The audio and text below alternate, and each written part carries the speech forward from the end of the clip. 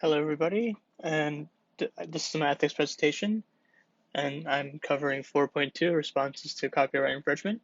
My name is Jawad Rashid, and uh, so this section of the ethics presentations will cover uh, the responses to copyright infringement. This includes details, perspectives from governments, industries, and citizens. So the content industries have a lot of methods they like to use to both prevent people from duplicating their products and educate them on why doing so is wrong. These are some of the methods, but one that seems to be the most common, or for worse, I guess, are lawsuits. Another additional method they like to do is to lobby to restrict or prohibit new technologies that could aid any sort of copyright infringement. Next up, we have so here are a couple of ideas from the software industry on how they go about preventing piracy. So, free samples of software. I think WinRAR, that's a really big example, but one of the biggest flaws of WinRAR or WinZip is that it doesn't actually destroy itself, so you can keep using it and say that you have you're like cancel that uh, pop-up that says product key or activation, and you can still keep using WinRAR. Another one is hardware dongle, so that's actually something I use every day at work. Um, so my company pays for both runtime and developer hardware dongles. So the runtime costs about 3K, while the developer is double at $6,000 a year. So whatever device or computer you're trying to run the program on, you're gonna have to have the hardware dongle connected. And so you have two forms. You have the runtime, which would only allow you to execute the program, and you have the developer, which allows you to both execute and run the program. So think of it as like Visual Studio. So if you have the runtime, you can only run the code, but if you have the developer license, you can run and edit the code.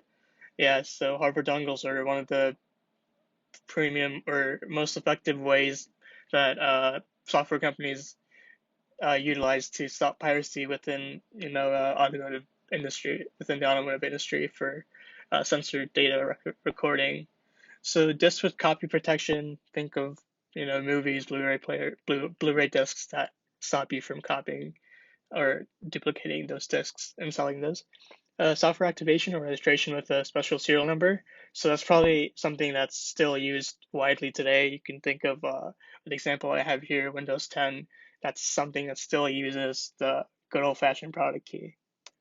So international piracy was another section that was kind of like highlight or you know it wasn't the main focus of this section, but it was something that they also kind of touched on. So um, I would like to state that one of these facts they stated was that countries with high levels of piracy don't have many domestic programmers or software companies.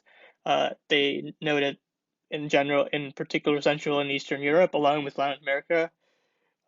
So up until I think that makes perfect sense that if you in a country where you don't have many domestic programmers or software companies, no one's trying to actively protect their software. So I guess people are more inclined to pirate their software. So another part of this study or this excerpt from within this section was uh, China and like their use cases for their products. So one of them was up until '06 they didn't or every Chinese PC manufacturer never included an OS with their computers, so it would just come bare bones, and then most people would just buy a cheap pirated copy of the OS and put it on their computer. So that was up until '06, which is pretty, you know, '06 was coming on to Vista, so even up to Vista, they were just pirating copies of Windows. And the Business Software Alliance, which estimated China's software piracy in '94, it was at 98%, and it dropped by a bit by 2010 to 78%, but still that's pretty terrible in terms of like piracy. Uh, the rating that they gave the US was 20% in 2010. Next up. So banning, suing, and taxing. These are some of the main things you would think of in terms of like when people mention pirating of software or copyright infringement. How would companies retaliate? These are the main things you would expect. So most companies in Europe, they have a tax on digital media and equipment, which allows them to kind of give back a, a certain portion of the sum that the companies are losing for or to unauthorized copying. So it's a bit nicer since they're taxing those and giving it back. Um, so a lot of examples of technologies that could have been introduced earlier in the market, but lawsuits from content stakeholders kept these new technologies out of consumers' hands.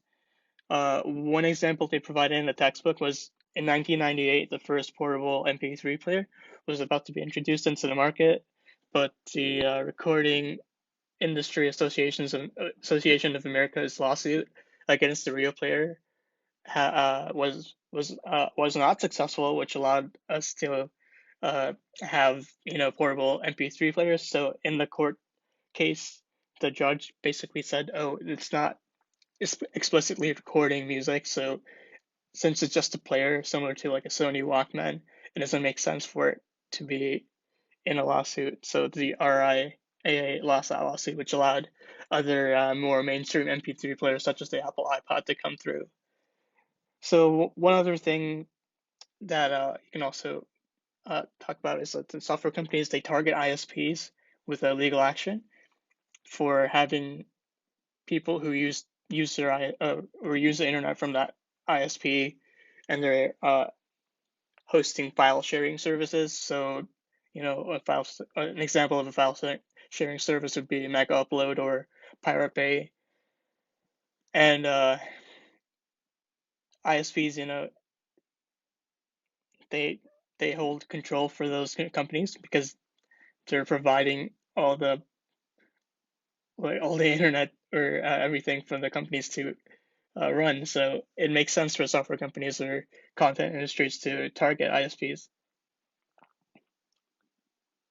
It's probably better that they target ISPs because or or nowadays they don't really or you don't really see content industries or software companies reaching out to a particular person. It's more so the ISP telling you that, hey, you should, or like example of an ISP or internet service provider would be Comcast, and they're asking you to stop, or they'll cut off your line or report you, rather than the copyright holder reaching out to you and providing you with a lawsuit, which is a welcome change compared to what was before. So digital rights management, DRM, it's different from banning, suing, or taxing. Companies that utilize DRM on their products are offering their own products in a distinctive way, which has mainly disadvantages to the public. So an example would be example they provided in the section would be uh, a car only comes in red, blue, and green. You normally cannot demand that they give you a car in white because you only offer it in red, blue, and green. But you can buy one with one of those three available colors and paint it white. But if that company was practicing DRM, you would not be able to change the color because you would be interfering with their intellectual property. So the Digital Millennium Copyright Act, there's two parts of this act. So you have the anti-circumvention and the safe harbor.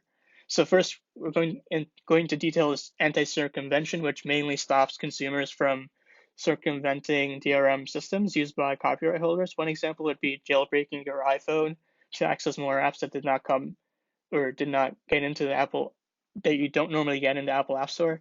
Cicadia is the Cydia, I think, is the marketplace that comes with a jailbroken copy of an iPhone. Jailbroken iPhone allows you more control in the hood. You can change settings that are not available for an iOS-based phone. So next up, we're talking about the second part of the DMCA, or Digital Millennium Copyright Act, which is safe harbor. So this stops lawsuits and criminal charges from afflicting websites whose user-generated content infringes on copyrights. So to hold up and if you were to hold all up and coming websites such as like photo sharing or blog sites reliable for any copyright infringement content, then this advancement would not have been possible because yeah, those websites have would have a really difficult time managing each user generated post and going through it and making sure that it wasn't any copyrighted material. That would be extremely difficult, and I think having this part of having safe harbor as a part of the DMCA is is something that really allowed us to have a lot of the things we take, a lot of the websites or apps we take for granted today to exist, such as YouTube. There's no way that YouTube or even Spotify or Apple Music would exist without having safe harbor be applicable. So next up, there was this one quote that was provided in this section. So Washington regulating the internet is akin to a gorilla playing a Stradivarius, I think, a type of instrument maybe. So this was provided by L. Gordon Kravitz of the Information Age columnist for the Wall Street Journal.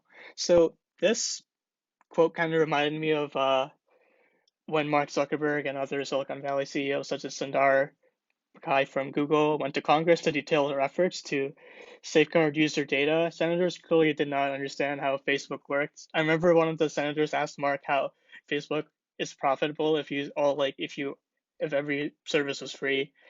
So these congressional hearings showcased how incompetent Congress was when thinking about regulations that internet industry requires. I mean, they didn't understand that Facebook runs ads to make it a viable, profitable country or viable, profitable company. So their outlook on the internet is quite outdated, in my opinion. And I think the best way to regulate this industry would be to have another governing body who would specialize in technology law. So next up, we have evolving business models. So a lot of these copyright infringement acts are kind of becoming outdated because if you look at some of the apps we have nowadays, Netflix, iTunes, and Spotify, you have one set of goods being transported to millions of people, and they're all utilizing it, and no one's paying for a whole album before listening to it. They're streaming it, so they're paying per stream, which is a lot different, and under DRM it would not have been possible. And that's why Apple eliminated it from the iTunes a long time ago, and then even huge recording companies like Universal Music Group and Sony Music Group started selling music without DRM because it was just becoming outdated. And in terms of iCloud or other cloud storages, since copyright holders don't actually see what you're storing on the cloud because user data or files are not available for everyone to see on a cloud because it's your own personal cloud storage. They don't have the option of sending takedown notices. It just doesn't make sense because they can't see what's in there. So these are a couple of things that were discussed in the copyright infringement section of this uh, ethics textbook, and I hope you were able to learn a couple of the things that I came across during my initial read. And if you have any questions, you can go ahead and message me or on Canvas and go ahead. Thank you.